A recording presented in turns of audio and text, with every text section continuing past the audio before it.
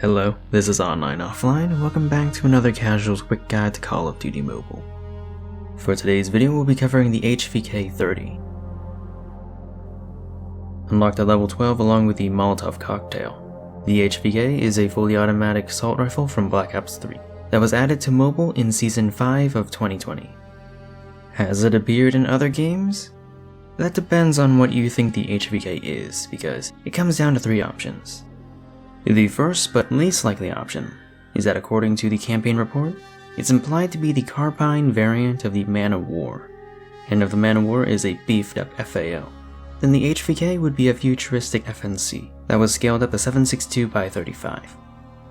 The problem is that those are the same metric dimensions for 300 Blackout, a 5.56 cartridge that was scaled up to be subsonic.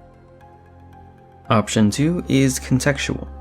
The Honey Badger is a Blackout PDW that appeared in Ghosts, Online, Advanced Warfare, the remastered version of COD 4 behind supply drops, and the new Modern Warfare 2.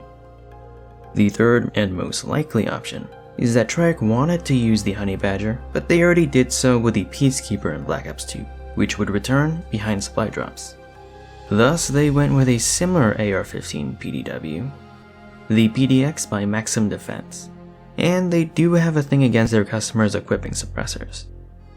Its Black Ops 4 counterpart, the VAPR-XKG, is based on the DDM4 V7 by Daniel Defense, a competitor to Maxim.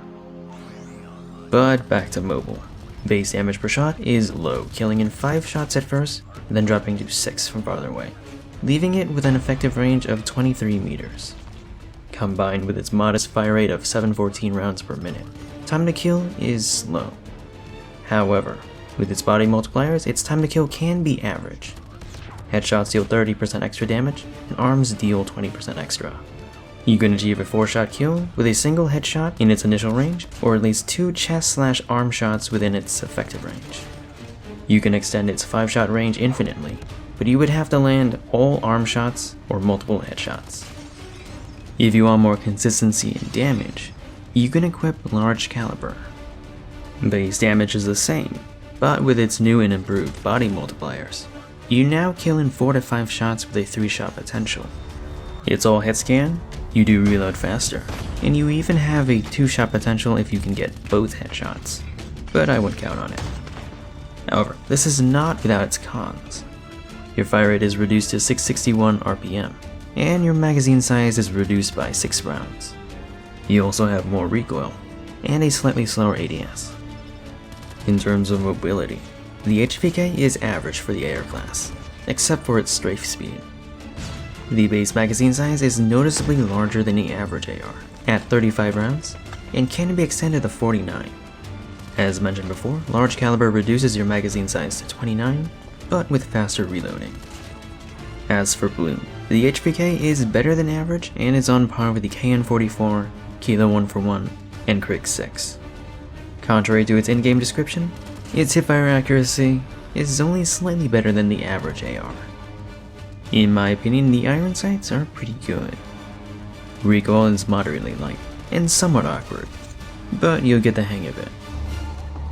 When the HVK was first released along with the GKS in early 2022, it was not remarkable. Why use it when you can use any other flexible AR or SMG? And things didn't get any better for the HVK when Gunsmith was added, as it now had to deal with gloom.